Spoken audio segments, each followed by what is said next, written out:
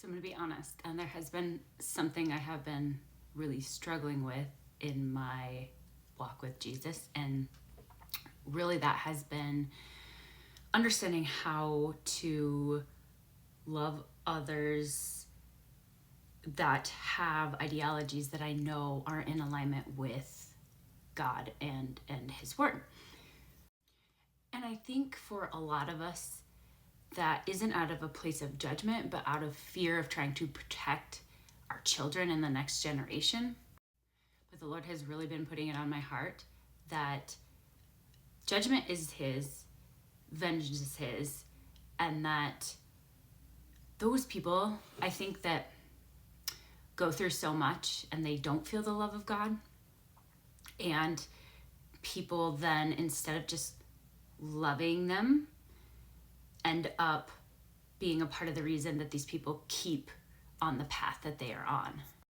And this is extremely hard because as a mother, my first instinct is to protect and shield my kids from everything that I know isn't in God's alignment.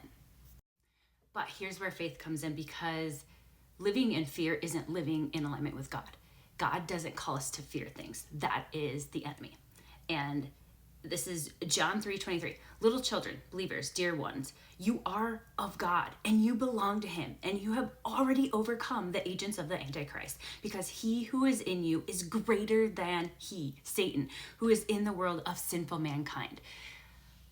The light has already won. We're watching everything play out, and it's really loud, it's in our face, but when we hold our faith that God has a plan and is taking care of us and watching over our children, and we don't live in faith and we just talk to our children and help them grow in their faith, then we don't have to worry, right? Because worry is honestly, it's a prayer for anxiety.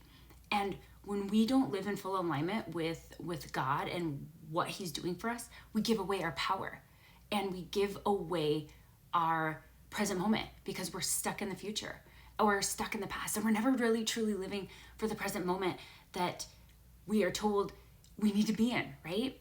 Because Jesus talked about what it meant to live in alignment with God. He exemplified it. He lived it every single day. And while we can't do that because we don't have that sort of power, we were made in God's image. So He's calling us. He is calling us to let go of the fear, to let Him lead, and to lead our children to Jesus. That's all we can do.